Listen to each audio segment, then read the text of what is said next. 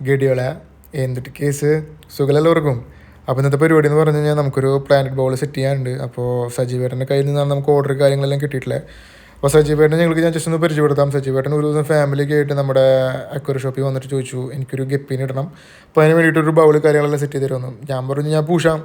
അങ്ങനെ ഞാൻ ബൗൾ കാര്യങ്ങളൊക്കെ എടുത്തു, ചെടി എടുത്തു, കല്ലെടുത്തു, എല്ലാം നമ്മൾ സെറ്റ് ചെയ്തു. നേരെ സജീവേട്ടൻ്റെ വീടെത്തി. അപ്പോൾ അവിടെ തൃപ്പൂണിത്തുറ ഉത്സവമാണല്ലോ. അപ്പോൾ തൃപ്പൂണിത്തുറ ഉത്സവമായ കാരണം സജീവേട്ടൻ്റെ വീട്ടിൽ ഫാമിലീസ് എല്ലാവരും ഉണ്ട്, കസിൻസ് എല്ലാവരും ഉണ്ട്.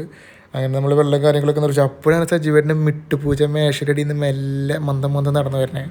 അപ്പം ഭയങ്കര ഇണങ്ങിയിട്ടുള്ളതാണ്. അപ്പോൾ അതിന് ശേഷം നമ്മൾ മീനും കാര്യങ്ങളൊക്കെ ഇട്ട് കുറച്ച് കല്ലുപ്പ് ആവശ്യത്തിന് ഇട്ടു. അതിനുശേഷം സജീവേട്ടന് കാണിച്ചു കൊടുത്തു, സജീവേട്ടൻ്റെ ഫാമിലിക്ക് എല്ലാവർക്കും കാണിച്ചു കൊടുത്തു. എല്ലാവർക്കും ഭയങ്കരമായിട്ട് ഇഷ്ടമായി. അതിന് ശേഷം ഞാൻ മെല്ലെ മിട്ടുപൂച്ചേനെ അങ്ങോട്ട് എടുത്തിട്ട് കുറച്ച് നേരം അങ്ങോട്ട് കളിപ്പിച്ചു. അവനെ ഇക്കിലേക്ക് ആക്കി. അവനെ ഭയങ്കര സുഖമാണ്. ചെറിയ ഉണ്ണീനെ എടുക്കണ പോലെയാണ്.